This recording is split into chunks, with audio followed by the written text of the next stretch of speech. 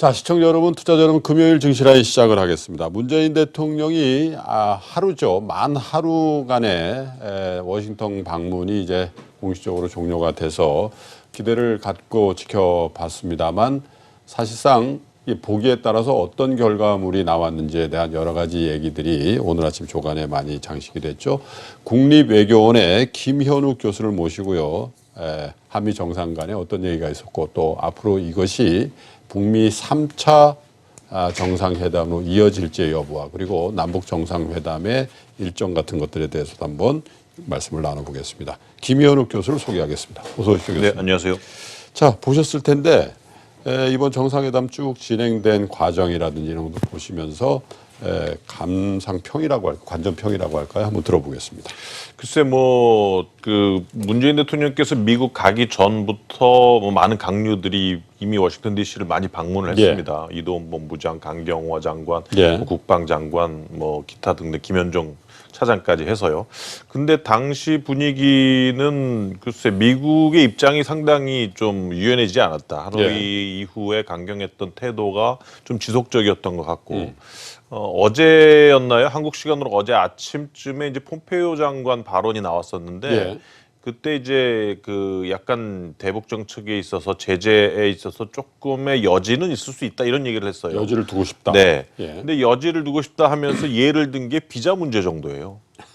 그러니까 이거는 북한이 원하는 북한의 경제에 뭔가 이제 숨통을 터줄 수 있는 그 정도의 제재 해제와는 상당히 무관한 거죠. 그래서 문 대통령이 뭔가 이제 미국에 가서 뭔가 개인적인 어떤 외교력을 상당히 좀 발휘할 수 있지 않을까 이런 기대감이 좀 있었는데 글쎄 정영 실장께서 하신 이제 브리핑 내용 같은 경우는 이제 비공개 회담에서 양측이 상당히 터놓고 대화를 하고 많은 옵션들에 대해서 얘기를 했다 이렇게 말씀을 하고 있죠. 그래서 실제 어떤 중요한 얘기가 오고 갔는지는 아직까지는 드러나고 있지 않아요. 아직 지금 상황에서는 다 공개하지 못하는 거를 양해달라 이렇게 정 실장께서 얘기를 하고 있기 때문에 하지만 드러난 것만으로만 보면은 역시 기대했던 것처럼 미국의 입장은 상당히 원칙론적이다 이렇게 얘기를 해드릴 수가 있을 것 같아요. 근데 통상 어떻게 해서 외교 전문가시니까 이 공식적인 발표에 포함되어 있는 게 비공개 면담 때 어떤 여러 가지 얘기가 있었다 이런 얘기는 아무 내용도 없는데 그렇게 얘기를 할 수는 없는 거 아니겠어요? 뭔가 이제 대북 관련된 이슈들에 대해서 양국 정상 간에 근데 그 텀이 그렇게 길지는 않았더군요. 그 둘만의 만남의 시간이. 정상 간의 만남도 그렇게 길지는 않았고 말씀하신 것처럼 통상 비공개의 내용이 상당히 많기는 어렵습니다. 실제 지난번에 북미 협상이 교착 상태에 있었을 때 작년이었죠. 우리 한국 정부가 그 문재인 대통령과 그 김정은 위원장 간의 정상회담을 다시 한번 만들고 당시 이제 가을에 공동 평양 공동 선언을 만들었었어요. 그때 나왔던 것이 예를 들어서 핵시설장을 폐쇄하고 또 추가적으로 영변 시설을 북한이 폐쇄할 수 있다. 이러한 내용이 공동선언에 담겼단 말이에요. 그래서 이 정도는 부족하지 않느냐 했더니 당시에 정부 쪽에서 나온 것들이 아직 공개되지 않은 부분들이 많다 이렇게 얘기를 했는데 실질적으로 공개된 부분이 그렇게 많지가 않았어요. 그래서 이번에도 전례를 따라서 살펴본다면 글쎄 아직까지 미국 언론에서 나오는 약간 리액션 반응 같은 경우는 조금은 이제 좀 강경하게 말하는 것도 있고 또 성과가 있었다고 얘기하는 것도 있고 그런 측면은 있지만 지금까지는 기대했던 거 이상의 큰 성과는 없지 않느냐 그렇게 보는 게 맞을 것 같습니다. 어떻습니까? 근데 그 2월 말에 있었던 하노이 정상회담이 실질적인 실패로 끝난 다음에 트럼프 대통령의 입을 통해서 또 그 측근들의 입을 통해서 확인된 것은 단계적인 것은 아니다. 이제는. 그래서 빅딜론 그러니까 일괄해서 완전한 비핵화와 그리고 경제 제재 해제 이런 것들을 바꿀 수 있는 거지 하나 주고 하나 받고 이렇게 해서 갈 의제는 아니다라는 게 미국 측의 확고한 입장으로 돼 있는데 아마도 그 상태가 계속된다면 북미 간의 제3차 정상회담은 쉽지 않을 거고 교착 상태가 이어질 것 같은데 문재인 대통령의 방미의 주된 이유가 사실은 그 빅딜론에서부터 시작해서 스몰딜이나 미들딜까지도 어떻게 좀 해보자 이런 제안을 하러 간 거 아니겠습니까? 네. 그 부분에 대해서는 트럼프 대통령도 어느 정도까지는 완강한 입장에서 조금 물러난 듯한 표현을 했기 때문에 네. 그런 정도를 성과라고 할 수 있지 않을까 그런 생각이 드는데요. 예, 모두 발언, 그러니까 정상회담 이전에 이제 양측이 모두 발언을 한 부분, 그리고 예. 거기에 대해서 기자들이 질문한 부분에서 그런 언급이 나왔어요. 예. 그 기자가 그 트럼프 대통령에게 스몰 딜은 어떻게 생각하느냐 했더니 트럼프 대통령이 그 딜이 어떤 내용인지 봐야 된다. 예. 뭐 가능하다. Maybe possible. 예. 뭐 가능할 수도 있다. 열릴 수도 있다. 하지만 지금으로서는 미국이 원하는 건 빅딜이다. 완전한 비핵화를 의미하는 빅딜이다. 이렇게 네. 얘기를 했단 말이에요. 예. 그렇기 때문에 지금 미국 정부의 가장 큰 우선순위는 빅딜에 가 있는 거죠. 북한이 미국이 원하는 빅딜을 받아들이느냐. 예. 그리고 그것을 의미하는 소위 엔드 포인트에 대해서 그 최종 그 비핵화 상태가 무엇인지 그리고 그 상태라는 것이 결국은 무엇 어떤 핵무기와 어떤 무기 체계와 어떤 미사일 체계를 없애는 것인지에 예. 대해서 북한이 동의를 하고 그것을 제시를 하라는 거거든요. 예. 그렇게 한다면은 거기에 기반해서 이제 스몰딜이 가능하다는 거죠. 그러니까 3차 정상회담 얘기가 나왔을 때 3차 정상회담을 이제는 스텝 바이 스텝 단계적으로 하겠다는 얘기를 했어요. 트럼프 네. 대통령이. 예. 빨리 했더니 실패하더라. 성과가 없더라. 그렇기 때문에 아마도 그 협상을 하는 순서나 아니면 그 뭔가 비핵화를 해나가는 어떤 순서 이런 것은 조금은 차이가 있지 않을까 싶어요. 그 협상을 해나가는 것은 천천히 이번에는 좀가 실무 협상진에서 좀 시간을 끌면서 좀 다져놓은 다음에 정상회담 하겠다는 그러한 입장이고 비핵화 같은 경우는 뭔가 빅딜에 대해서 북한의 어떤 그 뭔가 확실한 그러한 네. 것을 좀 끌어내야 된다. 이게 우선순위다. 이런 입장인 것 같습니다. 어쨌든 문재인 대통령의 다음 일정은 이제 북한의 김정은 위원장을 만나서 트럼프 대통령과의 만남에서 나왔던 얘기를 전달하고 또 반대쪽으로는 김정은 위원장의 생각을 다시 트럼프 대통령에게 전달하면서 조율하는 이른바 중재자의 역할을 이제 해야 될 텐데 어떻게 보십니까? 그 일정은 지금 밝힐 수 없다는 게 정영 실장의 얘기입니다마는 관측하기로는 뭐 그다지 늦은 시간이 아닌 기간 내에 김정은 위원장을 어디서든가 만나지 않겠냐 이렇게 보는 관측이 많던데 어떻게 예측을 하시는지요? 공교롭게도 북한에서도 최고인민회의 일정이 있었어요. 그러니까 이제 확대회의, 전원회의, 최고인민회의 이렇게 있었는데 뭔가 북한 입장에서 그 정책적인 그 방향성이 제시되지 않을까 했는데 제시가 안 됐습니다. 나온 거는 자력갱생뿐이에요. 네. 물론 제재를 하는 것에 대해서 뭐 타격을 날리겠다 뭐 이런 언급은 있었지만 그런 얘기는 없었죠. 있었죠. 예. 아 제재한 거에 대해서. 예, 제재한 거에 대해서 예. 뭐 실질적으로 뭐 군사적 타격을 얘기하는 것은 아니고 그런 얘기는 있었지만 뭐 그것은 우리가 북한이 자력갱생으로서 거기에 맞서겠다는 그러한 얘기지 실질적인 전략적 방향성 제시는 아니었던 거거든요. 그래서 아마 북한 입장에서도 이번에 한미 정상회담에서 어떤 합의가 도출되는지를 좀 지켜본 것 같아요. 네. 근데 실질적으로 북한이 원하는 합의는 없었습니다. 예. 북한 입장에서는 일단 제재 해제가 궁한 것이고 제재 해제에 대한 것은 미국이 확실하게 지속될 것이다라고 얘기를 했기 때문에 네. 그러면은 아마 북한 입장에서도 고민이 되겠죠. 제재 해제를 위해서 미국이 원하는 소위 로드맵이라든지 빅딜에 대한 어떤 북한의 약속을 줄 것이냐 예. 아니면 제3의 길을 갈 것이냐 예. 이게 고민이 될 겁니다. 예. 아마 그러한 고민에 대한 결론을 낸 다음에 아마 남북정상회담의 여부 그리고 남북정상회담을 연다면 거기에서 어떤 내용을 줄 것인지가 향후 전개될 것이다. 네. 아직까지도 북한의 입장은 상당히 유동적이지 않나 이렇게 봅니다.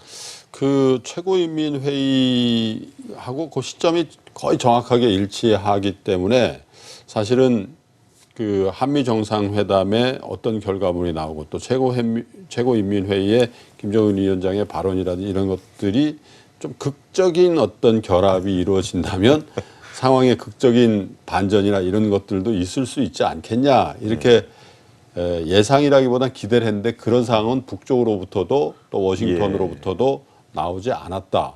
그리고 이제 귀국길에 오르는 문재인 대통령이 훨씬 더 많은 부담과 짐을 가지고 일단 와야 되겠네요. 네, 지금 상황에서 뭐 트럼프 대통령도 북측에 공을 넘긴 거죠. 근데 실제 그 공을 넘긴 북측에게 넘긴 공의 짐은 지금 문재인 대통령이 다 쥐고 있는 거죠. 실제 지금 타임라인이 상당히 좀 부담스러운데 미국은 내년이면 이제 재선 대선이죠. 국면, 대선 예. 국면으로 들어가죠. 그러니까 아마 올해 한 가을 이후면은 거의 그 대선 국면이 시작된다고 봐야 됩니다. 네. 그러면은 일단 올해 여름 가을까지는 뭔가 북미 간의 딜이 만들어지고 그렇죠. 그 다음에 자동적으로 거기에 따른 실무 협상이 굴러가게 만들어 놔야 되는 건데 네. 그렇지 않다면은 내년 되면은 딜이 힘들어져요. 예. 그렇게 되면은 뭐 지금 우리 문재인 정부로서는 내년 되고 뭐 그렇게 되면은 실제 그 정권의 이제 말기 쪽으로 가는 거 아닙니까? 후반부로 가는 예, 거죠. 후반부로 가는 거기 때문에 그렇게 되면 뭐 새로운 뭔가 남북 간의 대탕태에 대한 동력을 찾아내기는 더 어려워지는 거죠.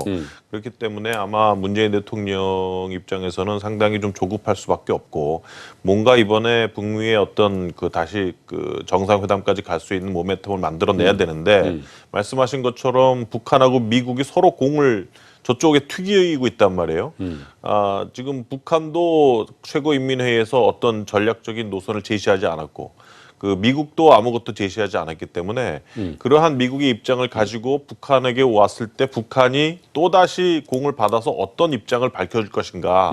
그것이 실질적으로 북미 간의 협상과 뭔가 조율로 이어져야 한다는 그리고 그것을 만들어내야 된다는 그러한 부담감을 지금 문재인 대통령이 상당히 가지고 있다고 봅니다. 어쨌든 지금 현재 형국으로는 이 대화라든지 협상의 주도권은 트럼프 대통령이 갖고 있는 것 같습니다. 왜냐하면 문재인 대통령이 찾아가서 어떤 양보를 받으려는 입장이고 어쨌든 간에 북한의 김정은 위원장도 트럼프 대통령이 먼저 무엇을 해주기를 아주 강력하게 원하고 있는 상황인데 문제는 말씀하신 것처럼 이제 해가 바뀌면 미국은 이제 대선 레이스가 거의 1년 동안 이어지는 나라이기 때문에 과연 대선 국면에서 굉장히 중요한 외교, 안보 이런 정책을 과연 추진력 있게 밀어붙이고 이렇게 할 수 있냐라는 어떤 그 회의론도 있으나 네. 반대쪽으로는 본인의 재선을 위해서 조금의 도움이 된다라는 어떤 주제라도 트럼프 대통령은 카드로 활용할 것이다. 네. 이런 측면에서 그것이 무슨 협상의 타결이 됐든 아니면 더 악화가 됐든 간에 상황의 변화는 대선 국면임에도 불구하고 더 촉진될 수 있지 않겠냐. 악화든 아니면 개선이든 간에 이렇게 보는 시각도 있더군요. 예, 지금 북미 간의 입장차가 상당히 멀어진 상태에서 유일하게 딜이 가능하다면 아마 말씀하신 것처럼 트럼프 요인일 겁니다. 네. 트럼프는 지금 역살라미를 펴고 있다 이런 얘기가 나와요. 네. 자기에게 가장 유리한 시점, 내년에 대선 직전 어느 순간이겠죠. 예. 그 시점을 기반으로 해서 어느 때부터 어떤 결과와 어떤 프로세스를 밟아 나가야 하는지 그래서 그 중요한 시점에 뭔가 딜을 터트려야 한다는 네. 그 시점을 기준으로 해서 지금 북미라든지 뭐 다른 정치적인 많은 어젠다를 생각을 하고 있다 이렇게 보는데 예. 그중에 이제 북미 회담을 생각을 한다면 아마도 향후에 벌어질 수 있는 시나리오를 뭐 한 세 가지 정도로 생각을 할 수 있을 겁니다. 예. 하나는 북미 간의 협상의 판은 이렇게 깨고 있지 않지만 협상이 계속 지지부진하고 협상이 만나도 큰 딜이 안 만들어지고 딜이 없는 협상이 굴러가는 그러한 상황이 될 것이다. 그거는 굉장히 좋지 않은 거죠. 트럼프 대통령. 예, 예. 근데 지금 상황에서는 뭐 트럼프 대통령이나 아니면 김정은 위원장이나 원하는 것을 상대방으로 얻어야 한다는 그러한 네. 생각 때문에 아마 계속해서 이제 줄다리기가 좀 길어질 가능성이 네. 있다. 그게 첫 번째고. 근데 두 번째 시나리오는 그럼에도 불구하고 제재를 계속 진행을 시킨다면 예. 그렇게 된다면 북한 김정은 입장에서는 뭔가 선택의 순간이 오지 않을까. 제재 때문에 협상 국면에 미국이 원하는 협상에 다시 참여를 하든지 발을 딛든지 예. 아니면 그 위기로 가든지 다시 군사적인 도발, 핵시험, 미사일 시험, 인공위성 시험으로 가든지 그래서 크라이시스가 이제 두 번째고 세 번째는 이제 말씀하신 것처럼 이제 피스 딜로 가는 겁니다. 근데 아마 이러한 국면이 세 가지가 놓여 있는데 한동안 계속해서 서스테인드 다이얼로그 그러니까 별 특별한 딜이 안 만들어지는 그 협상으로 계속 가다가 아마 내년도에 11월이 그 대선이라고 한다면 10월에 노벨상 수상식이 있고 네. 아마 그 전에 어느 순간에 북미 간의 딜을 트럼프 대통령이 만들 가능성도 충분히 있지 않느냐. 물론 제재를 통해서 북한의 입장 변화가 상당히 돼야 되겠죠. 그리고 그것이 이루어져야 되겠죠. 너무나 터무니없는 딜을 맺으면 그건 오히려 마이너스가 될 테니까요. 그래서 그런 정도의 뭐 딜의 가능성은 아마 생각해 볼 수도 있지 않을까 이렇게 생각을 합니다. 노벨상 시상식은 어떻게 영향을 미칩니까? 말씀하셨어요. 노벨상 수상이라는 것은 트럼프 본인에게도 상당히 영예죠. 올해는 이미 물 건너 간 거 네네. 아닙니까? 예. 내년도 초에 이제 그 후보. 노벨상 후보를 받고 예. 그리고 후보들 중에서 아마 그 후보 결정을 아마 한 뭐 봄쯤 하지 않을까 싶어요. 예. 그리고 노벨상 결정과 수상은 10월 달에 있는 걸로 알고 네. 있고. 네.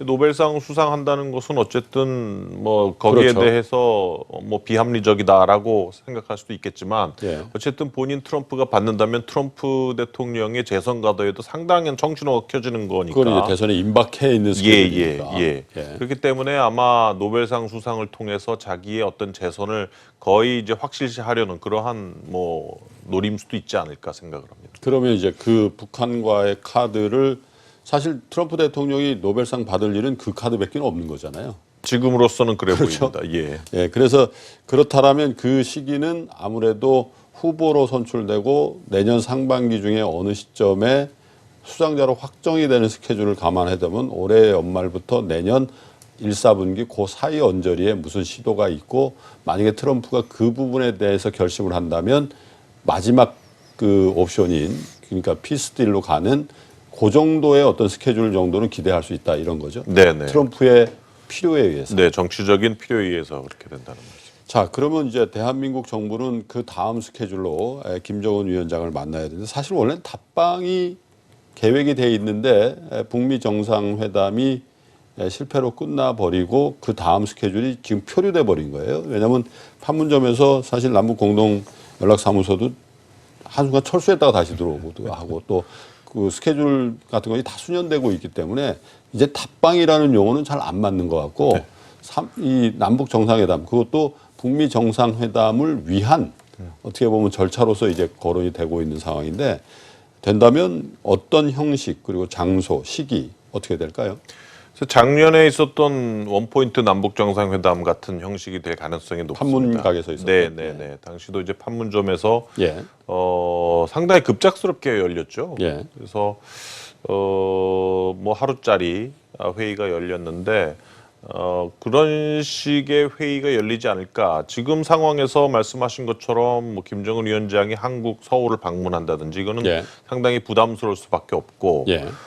내부 정치적인 상황을 보더라도 김정은 위원장의 어떤 정책적인 노선 확정이 상당히 부담스러운 상황인 거는 맞아요. 네. 그러니까 지금 상황에서 하노이 이후에 내부적으로 군부의 어떤 목소리들이 상당히 커졌었고 물론 이번 최고인민회의를 통해서 그러한 물갈이 어떤 내각 총리 다시 재지정이라든지 그리고 국무위원들을 다시 재지정한다는 문제 그리고 네. 상당히 인선을 완전히 갈아엎었기 때문에 이러한 것을 통해서 아마 국내적인 뭐 여론이라든지 군부의 입김 이런 것을 상당히 좀 입막음을 하는 그런 효과가 있었다고 보고 네.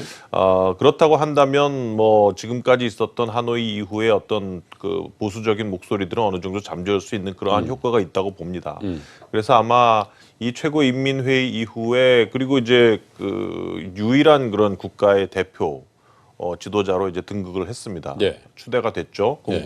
국무위원장으로. 네. 단상에 뭐 이제 혼자 앉는. 네. 이전에는 이제 김영남 국무위원장이 대표로서 이제 헌법상 대표로서 역할을 했었는데 그래서 아마 이번 최고인민회의를 통해서 어떤 국가의 어떤 대표로서의 어떤 지위를 좀 더 확실히 하는 그러한 계기가 됐다고 보고 그 이후에 어떤 그 정책적인 노선을 밟아갈 것인지 이제 그것이 좀 나오지 않을까 싶어요. 저는 예. 이번에 한미 정상회담도 끝났고 그래서 굳이 최고인민회의가 아니다 하더라도 뭐 조만간 이러한 대미 정책이나 여기에 대해서 뭔가 정책적인 노선이 나오지 않을까 싶습니다. 그것이 나온 다음에 아마 남북 정상회담이 원포인트로 가능하지 않을까 싶습니다. 그런데 이제 김정은 위원장 입장에서도 뭐 정치적인 측면에서의 위상이라든지 또 정치가로서의 내부 정치가로서의 김정은 위원장의 입장 같은 것들을 충분히 이제 어떻게 보면 미국과의 협상에도 사실은 그런 상상력을 저희가 많이 발휘를 안 합니다만 활용도 하고 그렇게 해야 되는 입장이겠죠. 혼자 지금 뭐 독재를 한다고 하지만 그것이 뭐 우리가 상상하는 그 정도는 아닐 것 같으니. 그런데 경제적인 측면에서만 놓고 보면 굉장히 좀 급하게 좀 서둘러야 되는 그런 입장들도 있는 거 아닌가. 예를 들면 제재가 이렇게 계속되는 상황에서 과연 본인의 지지 기반, 통치의 어떤 기반이라고도 할 수 있는 금전적인 측면에서 이른바 돈주들 이런 사람들이 이제 거의 와해되고 있다는 얘기들도 들리고 뭐 이런 상황이라면 어떻게 해서든 간에 뭔가 타결책을 내야 될 거고 그 타결책은 역시 남한, 대한민국 정부에 의존할 수밖에 없는 거 아닌가 이런 생각도 든단 말이에요. 그래서 사실 남북 정상회담도 언제 열릴지 모르겠지만 좀 기대해 볼 만한 오히려 북한 쪽에서 무언가 전향적인 양보를 할 가능성에 대해서 어떻게 보시냐는 거죠. 이번에 최고인민회의에서 나온 유일한 메시지는 자력갱생입니다. 그리고 어저께 있었던 최고인민회의에서 나온 것도 예산을 국가 경제, 인민 생활, 그리고 과학기술, 인재 육성 이런 데 집중하겠다 이렇게 얘기를 하고 있어요.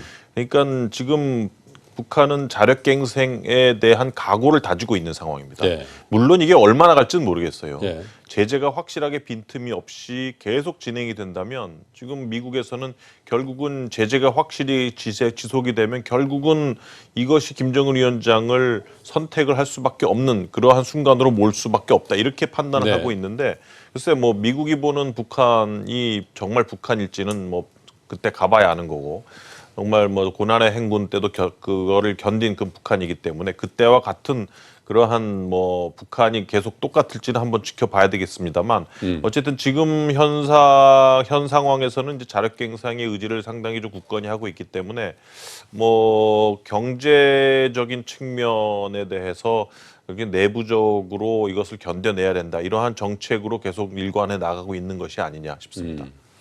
뭐 자력갱생이라는 게 뭐 정책을 주체적으로 자신들이 정해서 바꿨다기보다는 그렇게 될 수밖에 없는 그런 환경이긴 하네요. 자력갱생 안 할 수가 없지 않습니까? 그렇죠. 지금 그렇죠. 대북 제재가 저렇게 네. 철옹성처럼 지키고 있으니까. 자, 마지막 질문 하나 드려보겠습니다. 미국 조야 혹은 미국 그 백악관의 참모진들이 바라보고 있는 남북 관계에 있어서의 우리 정부의 입장과 태도에 대한 조금 다른 목소들이 나온다 이런 얘기들이 있었단 말이죠. 너무 빨리 간다. 라든지 제재라는 측면에서도 물론 이제 그 이슈가 그 개성공단이라든지 금강산 관광이라든지 조금 다른 사안으로 볼 수도 있는 여지가 있는 사안도 있으나 어쨌든 큰 틀에서는 미국과의 어떤 조율, 공조 이런 것들에 대해서 오히려 더 세게 얘기해지는 분위기가 하노이 정상회담 이전보다도 더 강해졌다. 네. 이런 얘기들을 좀 한단 말이에요. 미국 다녀오셨으니까 실제로 느끼시기에 어떠신지요? 왜냐하면 그 팩트가 굉장히 중요한 것 같아서요. 남북관계에 있어서도. 그 하노이 이후에 우리 정부에서 나온 얘기가 그 금강산 개성공단 얘기가 나왔고 예. 제재를 유인책으로 쓰자 얘기가 나왔어요. 예. 근데 바로 그 이후에 D&I 국장이 한국을 방문했습니다. 예. 그러면서 DNI라면? 그 미국의 어떤 정보 부서를 다 통합하는 그런 수장이죠. 예. 와서 청와대에서 예방을 하고 방문을 하고 그 다음에 이러한 제재로 북한의 비핵화를 유인한다는 우리 정부의 목소리가 쑥 들어가 버렸어요. 그러니까 이미 거기에 대해서 상당히 미국과 한국 간에 어떤 같은 목소리를 내야 된다는 것에 대해서 미국의 주의가 있었던 거라고 저는 보고 아마 이번에 그 한미 정상회담은 글쎄 저희가 임시정부 100주년이란 말이에요. 네. 근데 그 날짜에 한미 정상회담을 한다는 건 좀 맞지가 않아요. 그래서 아마 이 부분에 대해서는 우리가 물론 간다고 의사를 표명을 했지만 아마 미국 쪽에서 한미 정상회담을 하자라고 한국 문재인 대통령을 초대한 그러한 측면도 상당히 크다고 봅니다. 그렇다고 한다면은 왜 한국 문재인 대통령을 트럼프 대통령 초대를 했을까? 저는 이번에 북한 문제에 대해서 결국은 한미가 같이 가야 된다는 동맹 균열이라는 것에 대해서 상당히 미국이 민감하게 반응을 하고 있습니다. 실제 미국의 입장은 솔직히 북한의 비핵화라는 것은 성공할 수도 있다라는 입장이에요. 실패할 수도 있다라는 입장이에요. 지금까지 몇십 년 북한을 상대해 왔는데 실패해 오지 않았느냐? 이번에도 북한이 비핵화 안 할 가능성이 더 높다라는 게 미국 조야의 시각입니다. 근데 그것보다 더 중요한 것은 그런데 북한은 비핵화 안 한다 치자. 근데 이것 때문에 한미동맹이 균열되면 어떡하지? 이게 더 큰 우려거든요.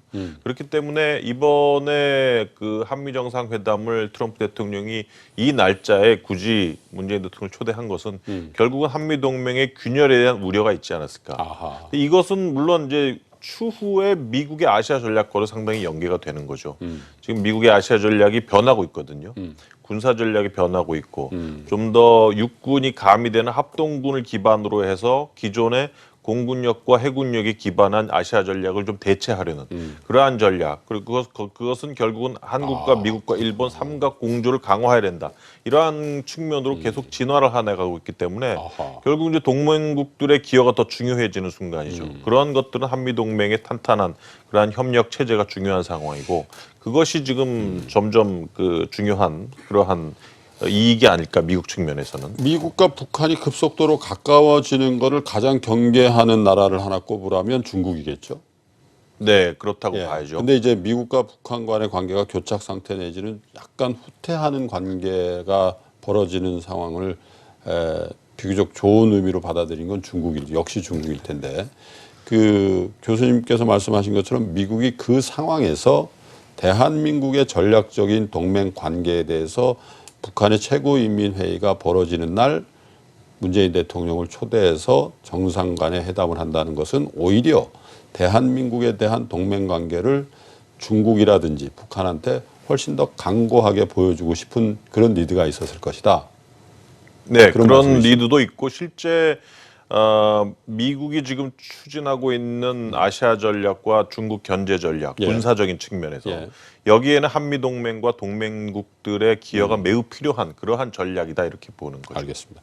그래서 저는 뭐 이제 경제나 이 금융시장 혹은 투자를 주로 다루기 때문에 교수님은 이제 정치나 외교를 다루시고 그 말씀을 들으니까 트럼프 대통령이 우리 대한민국에 대한 경제 왜냐하면 트럼프 대통령이 또 유럽을 때리기 시작했어요. 중국에서. 그래서 이런 동맹이라는 점을 강조했다라는 축선상에서 물론 트럼프 대통령이 그렇게 할 건지는 이제 지켜봐야 되겠습니다만은 경제적인 측면에서의 어떤 대한민국을 다루는 것을 조금 다른 상황으로 인지할 수도 있지 않겠냐 그런 기대를 좀 교수님의 코멘트 속에서 해보게 되는 것 같습니다. 자, 국립외교원의 김현욱 교수와 한미 정상회담의 막전막후에 대해서 말씀 나눠봤습니다. 교수님 고맙습니다. 네, 감사합니다.